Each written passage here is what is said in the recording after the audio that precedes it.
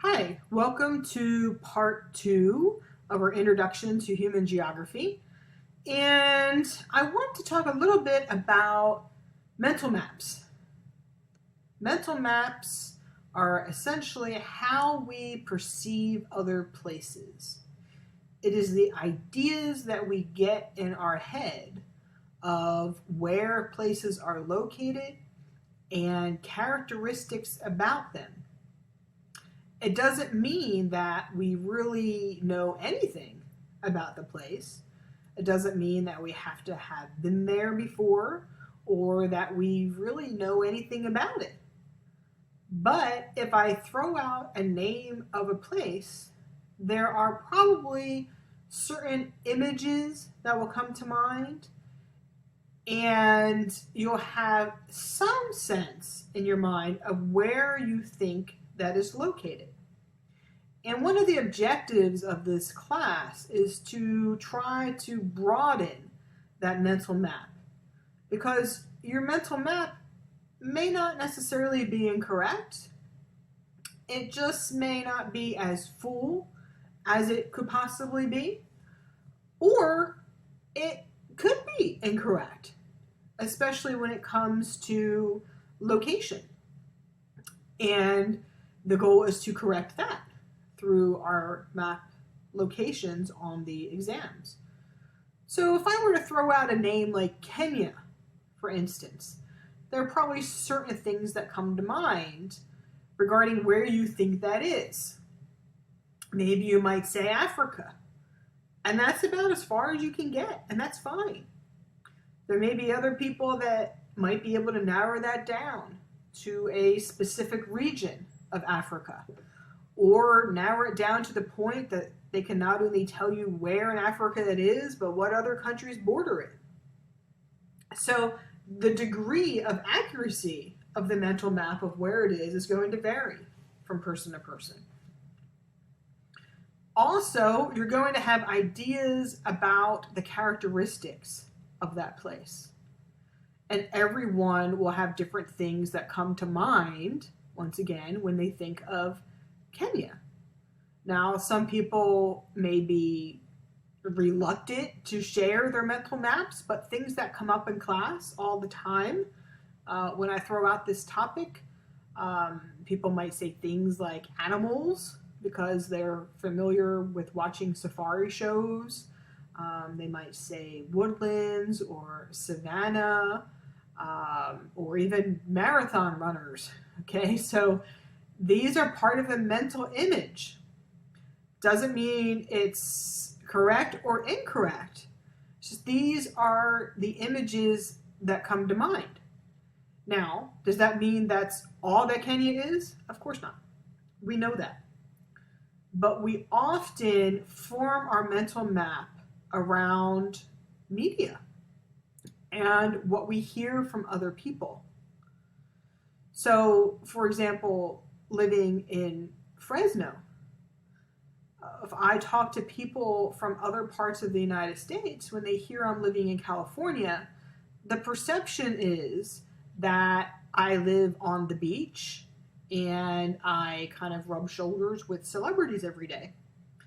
So there really isn't a concept of how large the state is and how diverse the state is. Their image of California is Southern California, and that's it.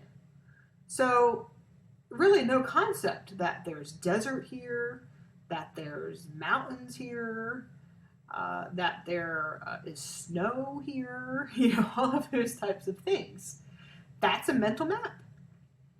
And it goes both ways. I'm sure, well, I know if I talk to people in California about other parts of the United States, I get similar answers. If I were to throw out France, you might say, well, it's in Europe. Okay. That again, that might be as far as you can get. Maybe you'll have images. Maybe you'll think of the Eiffel Tower or berets or croissants or whatever. I mean, certain images are going to come to mind. Are they accurate? Are they as full as they can be? If you go to France, are you going to see someone in a beret? I'm sure. If you look hard enough, you will. But that's not all of it. So there are other components to that, and that's what we're going to try to do in this class, is fill in those missing gaps of information.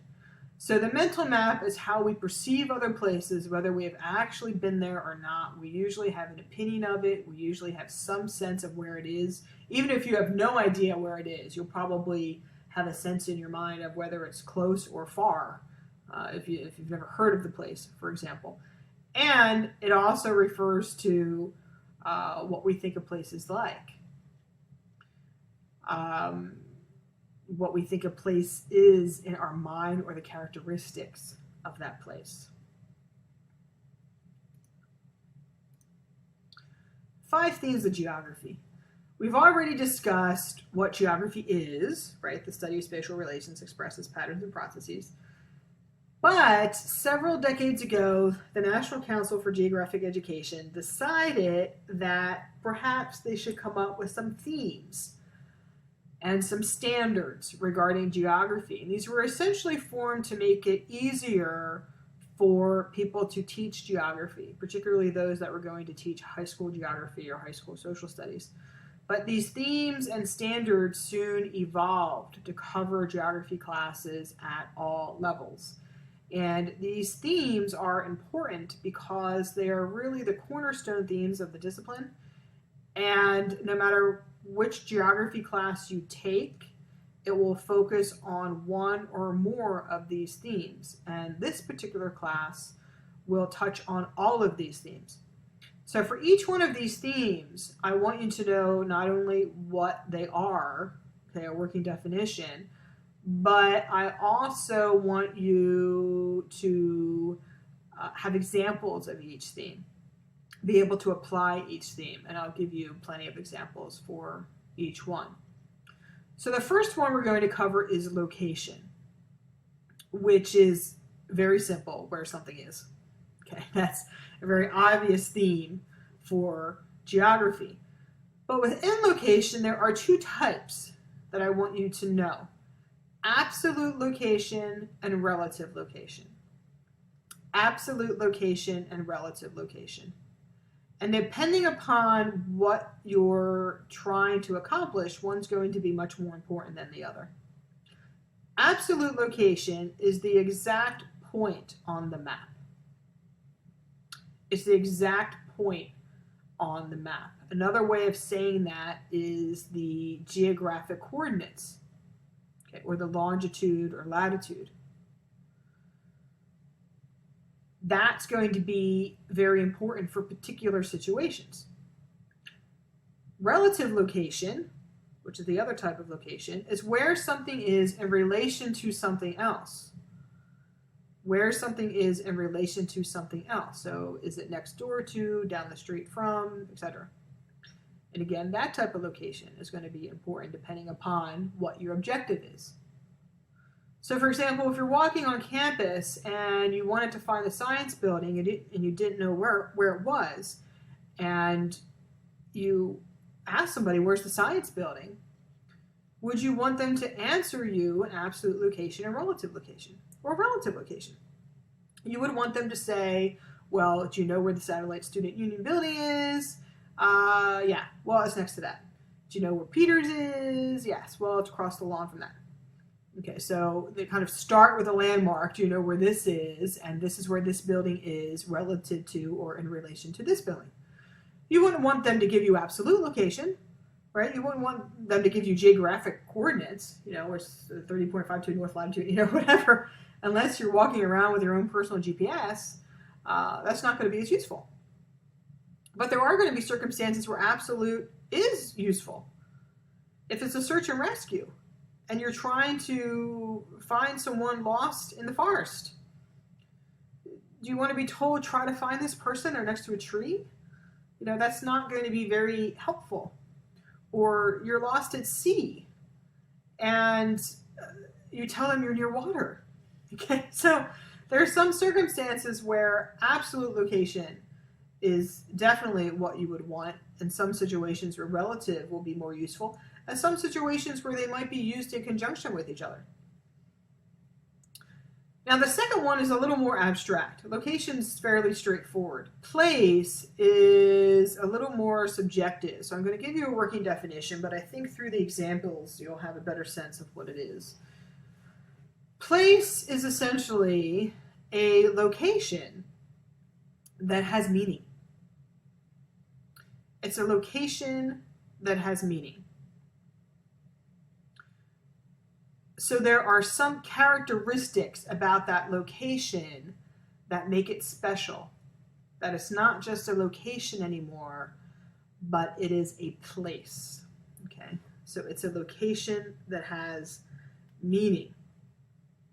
So we often try to create places. We're trying to create a certain feeling. We'll probably see this most often in neighborhoods. You know, if you drive all around Fresno, it's all the same location technically, right? But is it all the same place?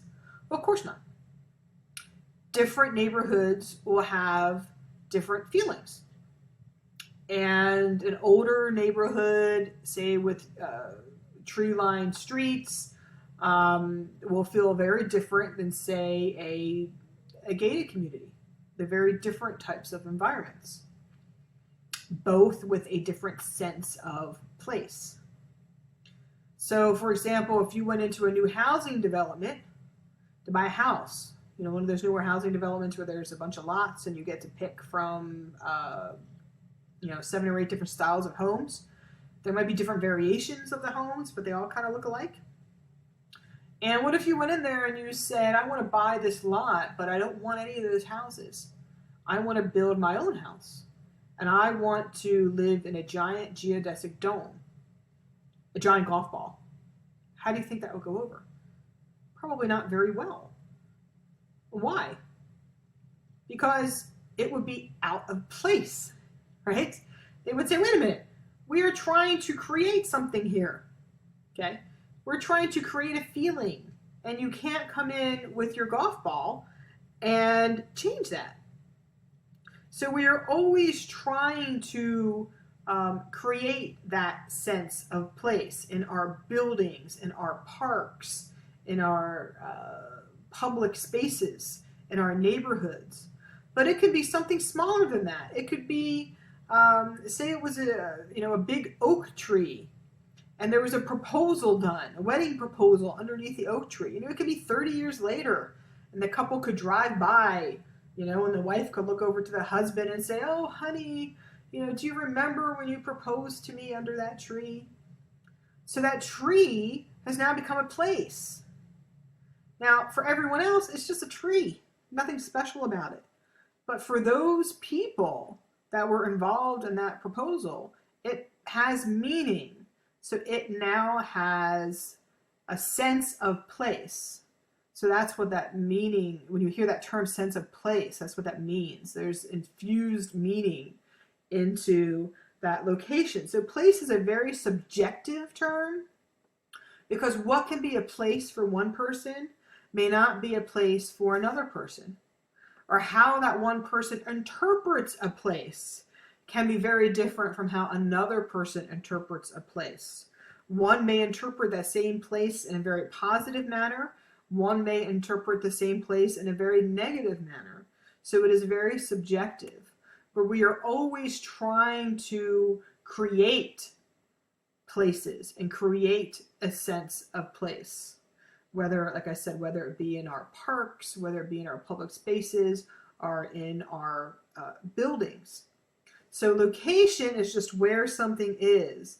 Place is actually infusing meaning into that, giving it special characteristics, or giving it meaningful characteristics that separate it from just a location on the surface of the earth. So I hope that better explains the difference between place and location.